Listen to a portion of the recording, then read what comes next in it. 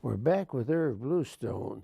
There's certainly terrific differences from the 1930s when management and labor were at each other's throats, when people actually got killed for joining or supporting a union, and now there's been a development into what you call joint action. I wondered if you'd go into that a little more, telling how the evolution's taken place, what you think the prediction will be for the future, also the technological change in the labor movement itself, and as well as the labor force. Well, there's no question that for years and years, the adversarial relationship dominated and still does largely. The fact is there still will be difficult negotiations from time to time, as well as strikes. However, there is an increasing understanding and appreciation for the fact that there are as well common interests between management and labor. I know for myself, I never enjoyed the opportunity to be at the negotiating table with a company that was willing to open its books because it was losing its shirt. That's tough bargaining. I much prefer when a company is profitable. It's easier then to work out the negotiating process. What has been happening, and I mentioned earlier about working this out with General Motors to set up this national committee to improve the quality of work life, the thrust of that was that management has to understand that workers have brains. They've got experience, know-how, and that just treating them from the neck down for their arms and legs and shoulders and hands and so on, just as order takers, is not going to improve productivity or quality. Workers have a lot to offer in terms of their own experience and their know-how. As a result, there has been a growing opportunity for management and labor, even as they sit at the bargaining table in an adversarial mode, to work out arrangements to open up the opportunities for employees to make decisions which previously were foreclosed to them. This has developed into a joint action process between management and labor, so that aside from seeing to it that workers now do make such decisions, either individually or as work teams, in order to improve efficiency, but not at the expense of the workers, to improve quality for the benefit of everybody, and to make life more comfortable, so to speak, and to provide dignity and respect for the workers which heretofore was denied them. We have the insertion, so to speak, through the negotiation by the parties of the worker empowerment practice. It's gone a lot further than that, however.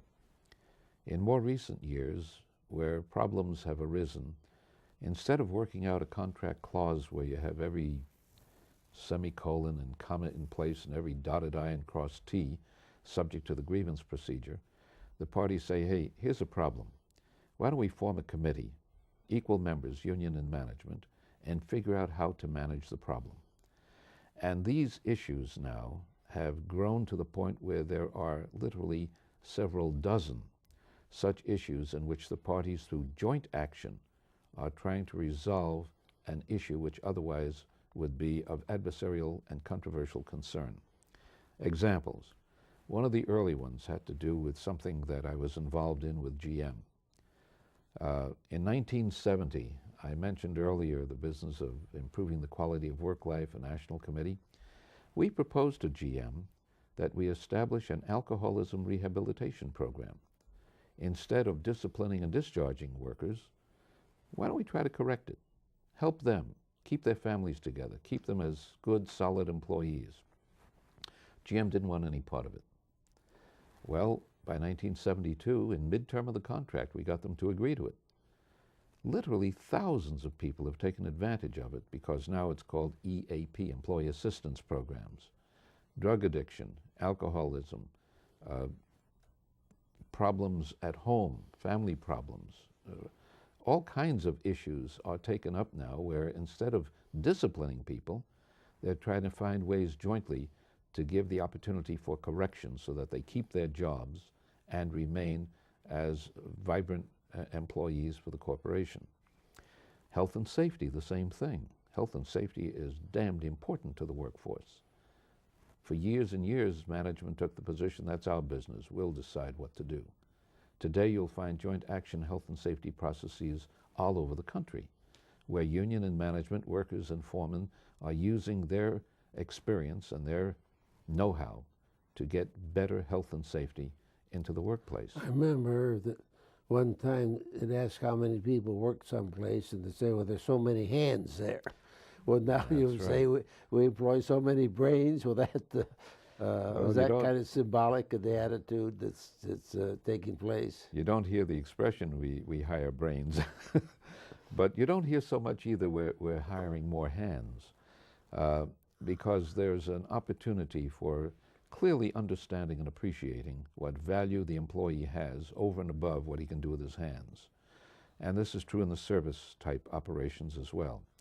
But now we're getting into joint action processes with regard to child care, with regard to all of the benefit subjects. For instance, there are joint committees in the administration of the pension program. We have joint committees that are being set up with regard to how you do the job, the methods, means, and processes whereby it's being done. How do you improve quality? So we establish joint quality networks, and we see the results of that in industry after industry, including the auto industry, where today quality is equal to that of the imports or even superior to it. So there's a whole list of these kinds of joint action operations which are not adversarial in nature, because the parties are saying to each other, hey, this is a problem that concerns us both, let's work on it. Now, Irving, let's talk a little about the competition. Well, NAFTA, my wife and I traveled in Thailand and Southeast Asia some, where the wages certainly aren't a fraction of what they are in the United States. What's the answer to that global competition? I think aren't engine blocks being made in Mexico now? Yes, indeed. At about, what, $1 a day, $2 or $3 a day wages? Well, it's up to around a little over $1 an hour. $1 an hour. A little over that. Well, within the labor movement, what we talk about is free trade. No, we're not talking about free trade, we're talking about fair trade. For instance, what about child labor?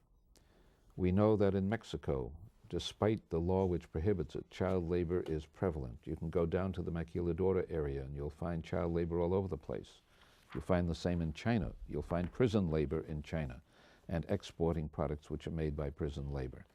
The question is, how do you establish a system of trade which is vitally important so that it is fair?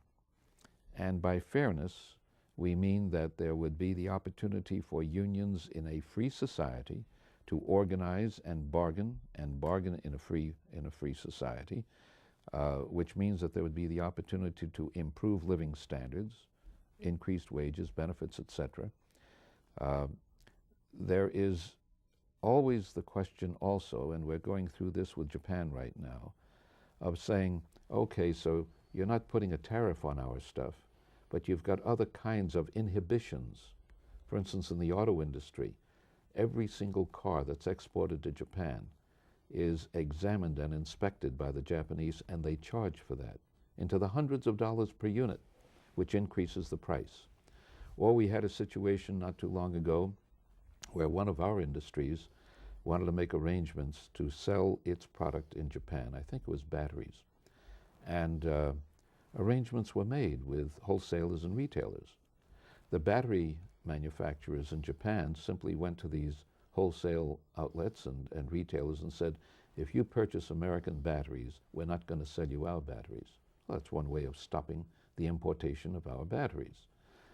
That's unfair trade. And so it's a question of developing in the negotiating process with these countries, a fair trade approach to free trade.